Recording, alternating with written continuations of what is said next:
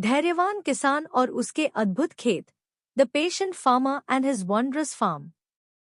एक समृद्ध गांव के किनारे नामकरण नाम का एक किसान रहता था। वह गांव का सबसे धैर्यवान और कठिन परिश्रमी किसान था। नामकरण के पास एक छोटा सा खेत था, जिसमें वह अपने सभी प्रयासों के बावजूद अपनी फसलों को लहलहाते हुए नहीं देख पाया था। एक शाम, जब वह उदास मन से अपने सूखे खेतों को देख रहा था, तभी एक रहस्यमयी साधु उसके खेत के पास से गुजरा।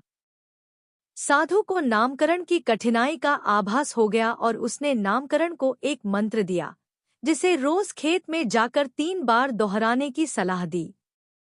साधु ने कहा, इस मंत्र के प्रभाव से तुम्हारे खेत में अद्भुत फसल उगेगी। बस तुम्हें धैर्य रखना होगा और मंत्र में विश्वास बनाए रखना होगा। नामकरण ने साधु के निर्देशों का पालन किया और उसके बताए मंत्र को नियमित रूप से जपने लगा। कुछ ही दिनों में उसके खेत हरे भरे हो गए और फूलों और फलों से लद गए। अन्य किसान नामकरण के खेत की समृद्धि देखकर चकित रह गए। पड़ोसी ईर्ष्या से भर उठे और उसकी सफलता का राज जानने के लिए उसके पीछे पड़ गए।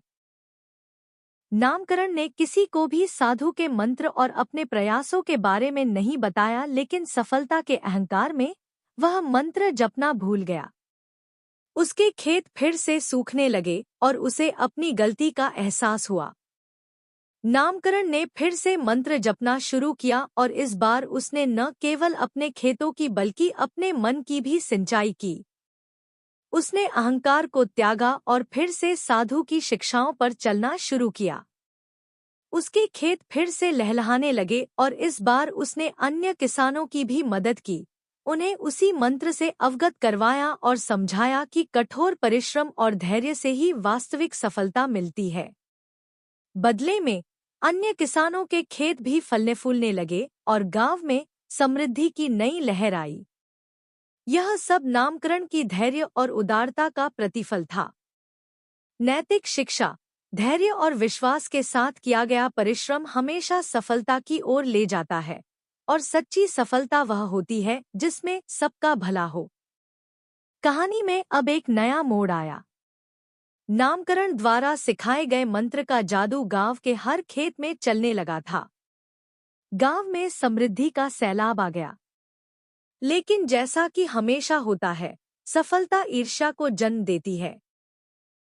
आस पड़ोस के गांवों के लोग जब इस गांव की समृद्धि की चर्चा सुनने लगे, उन्हें लगने लगा कि शायद यह गांव कुछ जादूटोने से इतना समृद्ध हो रहा है। ऐसे में एक लोभी साहूकार, जिसका नाम लोभधन था, उस गांव में आया और नामकरण से मिलकर उस मंत्र के विषय में जानने की कोशिश की। नामकरण ने शुरू में तो उसे मंत्र नहीं बताया, लेकिन लोभधन ने अपनी चालाकी से उसे जाल में फंसा लिया और अंततः मंत्र प्राप्त कर लिया। लोभधन ने उस मंत्र का उपयोग अपने लाभ के लिए किया और अपने गांव में लौटकर उसे सबको बेचना शुरू कर दिया। अपने गांव के लोगों ने बिना सोचे समझे उस मंत्र को खरीदा और अपने खेतों में उपयोग किया, लेकिन किसी के खेत में बदलाव नहीं आया। असल में साहूकार ने मंत्र को गलत तरीके से प्रयोग किया था, जिसके चलते उसके गांव में न केवल फसलों में इजाफा न हो सका बल्कि समस्याएं भी बढ़ने लगीं।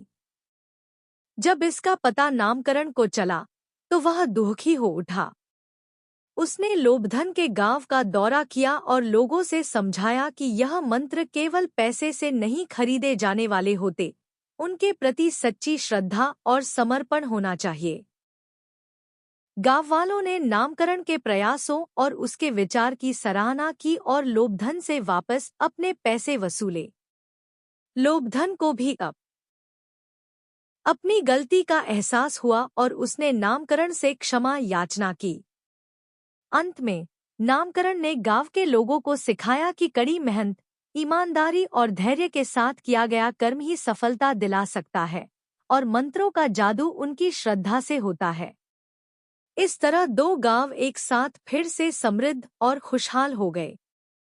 नामकरण का नाम सभी गांवों में प्रसिद्ध हो गया और उसे एक सम्मानित व्यक्ति के रूप में पूजा जाने लगा। नैतिक शिक्षा, सही मार्ग और विधि से किया गया प्रयास ही सफलता का राज होता है और छोटे छोटे लालच हमें सच्ची खुशी नहीं दे सकते।